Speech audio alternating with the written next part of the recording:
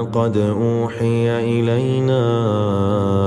أن العذاب على من كذب وتولى قال فمن ربكما يا موسى قال ربنا الذي أعطى كل شيء خلقه ثم هدى